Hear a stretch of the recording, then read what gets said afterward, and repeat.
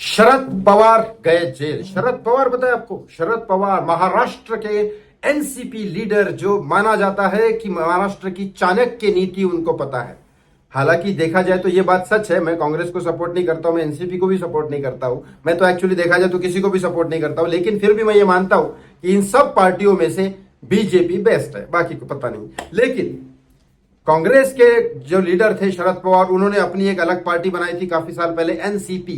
NCP जो पूरा का पूरा चलाती थी महाराष्ट्र। और आज भी ये बात सच है कि बारामती जो एरिया है पुणे का, वहां जाके आप शरद पवार के बारे में अगर थोड़ी सी भी गलत बात करोगे तो आप बिना पीटे बाहर नहीं आओगे। इतने बड़े अंधभक्त है शरद पवार के वहां पे, ये बात सच है। अब शरद पवार जाएंगे जेल, गए जेल, मैं बता रहा हूं कैसे, क्या है मामला पूरा इस वीडियो में बताने वाला हूं। बस एक ही रिक्वेस्ट करता हुआ चैनल को सब्सक्राइब कर लो, इस वीडियो को लाइक और शेयर करना ना भूलो। कांग्रेस की हो, बीजेपी की हो, शिवसेना की हो, या उद्धव सेना की हो, या फिर जेडीयू, कोई भी हो, भारत के किसी भी पॉलिटिशियन की अगर पोल खोलनी है, सच बताना है, तो आपको इस चैनल पे बिना डरे सच बोलने वाला आदमी आपको हमेशा मिलेगा, गणेश हिवरकर। इसलिए इस वीडियो को लाइक और शेयर करना ना भूलिएगा। शरद पवार के ऊपर ईडी का मामला कैसे बैठा, आपको पता है ईडी एक जांच एजेंसी है और जांच एजेंसी सेंट्रल गवर्नमेंट की है। सेंट्रल गवर्नमेंट में बीजेपी है और बीजेपी आज जांच एजेंसी का गलत इस्तेमाल कर रही है, ऐसा कांग्रेस के लोग बोल रहे हैं, ऐसा उद्धव सेना के आदित्य ठाकरे भी बोल रहे हैं, संजय राउत भी बोल रहे हैं। लेकिन सच क्या है, इसमें राज ठाकरे ने एक बहुत ही सच्ची बात की थी कि वो अजित पवार जब ज्वाइंट हुए इसको,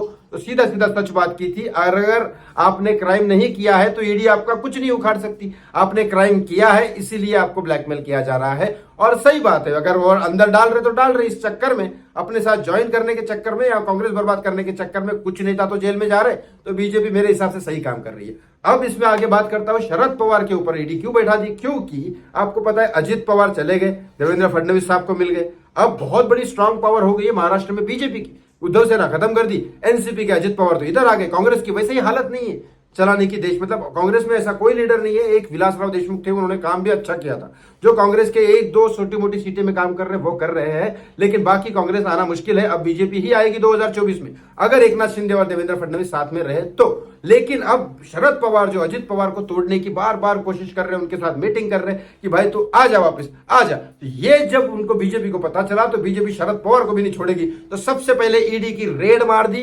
ईडी की रेड शरद पवार के घर पे नहीं मारी, शरद पवार के जो करीबी है, उनका नाम नहीं बताऊंगा, लेकिन शरद पवार के करीबी जो है उनके घर पे रेड मारी, और सीधा वहां से रेड मारने के बाद सीधा सीधा अंदर लेके गए। अब कोर्ट में जो मामला चलेगा साबित होगा नहीं होगा पता नहीं, लेकिन पैसे तो मिले, बहुत सारे पैसे मिले, कम से कम 50 करोड़ के ऊपर। 50 करोड़ कोई घर में रखता है, बाप रे बाप। लेकिन उतना रखने के बाद भी उसको अंदर लेके गए। अब वहां से निकलेगी जांच शरद पवार की, क्योंकि शरद पवार के बहुत करीबी है, और शरद पवार को बोलेंगे अंदर जाएगा बेटा या फिर हमारे साथ मिलेगा।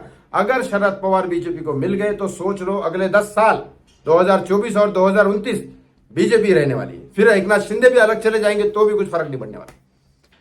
बीजेपी की राजनीति चल रही है, लेकिन महाराष्ट्र के लिए आज मैं बोलता हूं बीजेपी ही सही है। आपको इस बारे में क्या लगता है, कमेंट करके जरूर बताएं। Thank you so much watching मी, धन्यवाद।